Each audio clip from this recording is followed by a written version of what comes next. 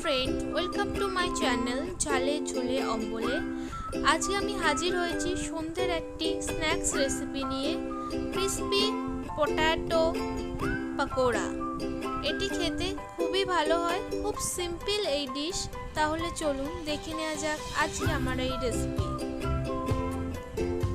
Crispy potato pakora बानाনোর জন্য আমি একটা আলু গ্রেট করে নিয়েছি এবং 4 থেকে 5 বার আলুটা ধুয়ে নিয়েছি, জল ঝরিয়ে একটা প্লেটে রেখেছি।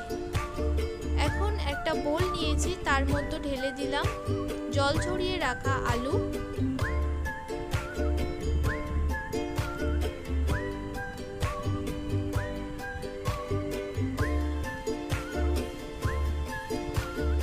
এবং এর মধ্যে আমি দিয়ে দিচ্ছি 2.5 টেবিল চামচ কর্নফ্লোর।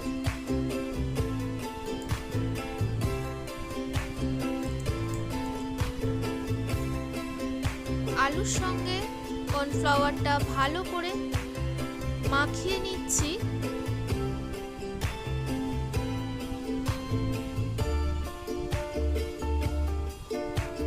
ভালো করে আমি আলুর সঙ্গে কর্নফ্লাওয়ারটা মাখিয়ে নিয়েছি এবং হাতের মধ্যে আমি কিছুটা গ্রেট করে রাখা আলু নিয়ে সেটা প্রেস করে করে একটা বড়ার শেপ তৈরি করে নিচ্ছি।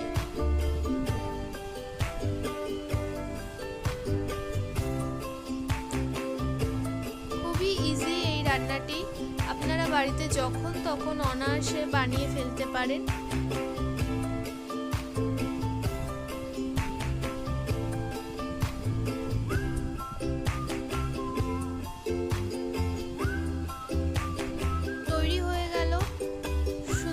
पकोड़ा আমি গোল গোল শেপ তৈরি করছি, আপনারা চাইলে লম্বা লম্বা শেপেরও তৈরি করতে পারেন, ফিঙ্গার শেপে। এবং ভাজার জন্য আমি কড়াইতে দিয়ে দিয়েছি কিছুটা সাদা তেল। তেলটা গরম করে নিয়েছি এবং একে একে পকোড়াগুলো ছেড়ে দিচ্ছি। তেলটা আমি আগে একবার ইউজ করেছি, তার জন্য তেলে বাবল বেরোচ্ছে। একসঙ্গে আপনারা অনেকগুলো পকোড়া ছাড়তে পারবেন।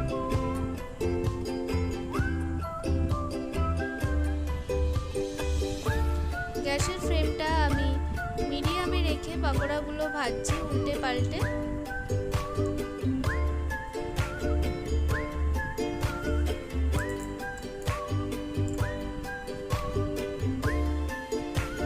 চার থেকে 5 মিনিট আমি পকোড়াগুলো ভেজে নিয়েছি। এখন তেল ঝরিয়ে একটা টিস্যুর ওপর পকোড়াগুলো রেখে দিচ্ছি। এগুলো একটা বোলের মধ্যে ঢেলে নিচ্ছি।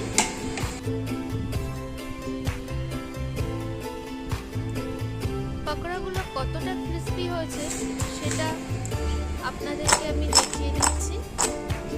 দেখতেই পাচ্ছেন কতটা ক্রিস্পি এই পকোড়া।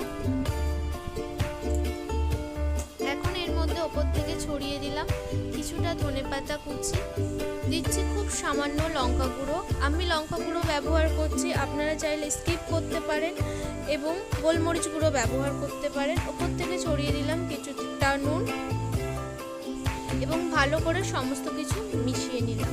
তৈরি হয়ে গেল আমার পটেটো ক্রিস্পি পকোড়া। আপনারাও বাড়িতে বানিয়ে ফেলুন, অবশ্যই ভালো লাগবে খেতে। আজকের ভিডিও ভালো লাগলে অবশ্যই চ্যানেলটি সাবস্ক্রাইব করে দেবেন। সবাই ভালো থাকবে।